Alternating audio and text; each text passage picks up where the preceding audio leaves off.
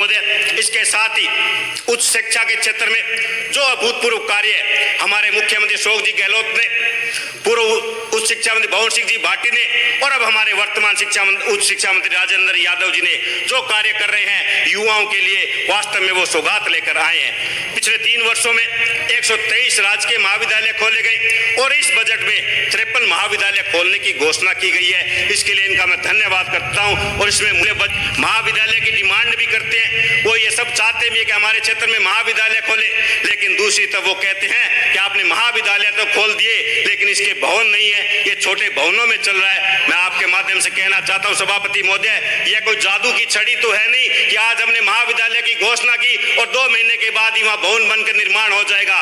भवन निर्माण के लिए पहले हमें जमीन तलाशनी पड़ेगी, उसका आवंटन करना पड़ेगा, फिर हमें भामाशाहों से भी प्रयास करना चाहिए जिससे कि बिल्डिंग का निर्माण हो सके। और उसके लिए पहले विधायकों की जिम्मेदारी बनती है कि जिस विधानसभा क्षेत्र में महाविद्यालय खोला है उसके अस्थायी संचालन के लिए अच्छे भवन की तलाश करें। मैं सभापति महोदय, मैं आपको बताना चाहता हूं, मेरे क्षेत्र में कन्या महाविद्यालय की सौगात मिली और मैं इस मन से धन्यवाद देता हूं बिहानी परिवार को और नमन करता हूं स्वर्गीय गौरीशंकर जी बिहानी को कि जिनके कार्यकाल, जिनके वजह से 1984 में नौहर में कांग्रेस शासन काल में राजकीय महाविद्यालय खुला था और उन्होंने अपनी उस टाइम में बिहानी धर्मशाला निःशुल्क अस्थायी संचालन के लिए दी थी और बाद में उनके परिवार के द्वारा ही नर्मदा देवी बिहानी कॉलेज पूरी बिल्डिंग का निर्माण करवाया गया और आज उन्हीं के परिवार द्वारा वही बिहानी धर्मशाला निःशुल्क संचालन के लिए दी गई है। और हमें जो खुशी है कि उन्होंने 5 करोड़ रुपए की लागत से कन्या महाविद्यालय का स्वर्गीय गौरीशंकर बिहानी जी के नाम से उस भवन का कार्य भी शुरू हो चुका है। आने वाले 1 साल में भवन का निर्माण शुरू हो जाएगा,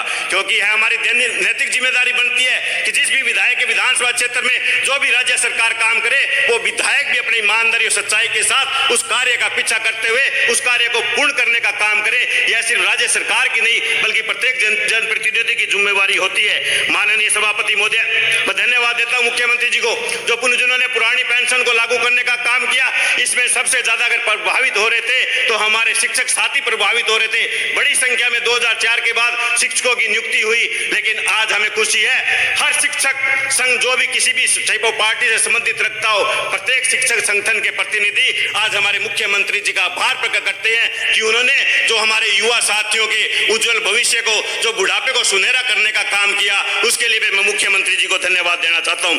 इसके साथ ही मैं मेरे विधानसभा क्षेत्र के लिए कहना चाहता हूं, मेरे विधानसभा क्षेत्र में पल्लू, जिसको मुख्यमंत्री ने अभी तहसील के रूप में कर्मोन्नत किया, उसके लिए मैं मुख्यमंत्री जी को धन्यवाद देता हूं। और मैं ये कहना चाहता हूं, पल्लू में 70 किलोमीटर की परिधि में कोई भी राजकीय महाविद्यालय नहीं है, वहां 4-5 निजी कॉलेज चल रहे हैं, हजारों व्यक्ति अध्ययन, युवा साथी अध्ययन रहते हैं। मैं माननीय मुख्यमंत्री जी से और हमारे उच्च शिक्षा मंत्री जी से निवेदन करूंगा कि आप हमारे पल्लू क्षेत्र में राजकीय महाविद्यालय की सौगात देते हैं तो उसकी बिल्डिंग निर्माण के लिए मैं दानदाताओं से प्रेरित करके उसकी बिल्डिंग निर्माण कराने का भी मैं कार्य करूंगा।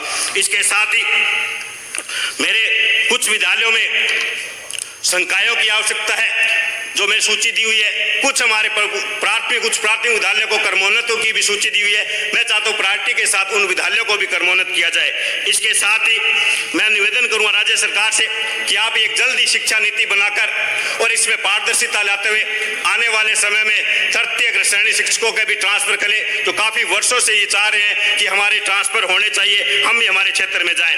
इसके साथ ही 2538 शिक्षक हमारे टीएसपी से नॉन टीएसपी क्षेत्र में समायोजन करना चाहिए, क्योंकि वो भी चाहते हैं कि अगर हमारा वहां समायोजन होगा तो टीएसपी क्षेत्र में भी जो हमारे बेरोजगार हैं उनके लिए नए पद सृजित होंगे और उन्हें भी इसमें रोजगार मिलेगा।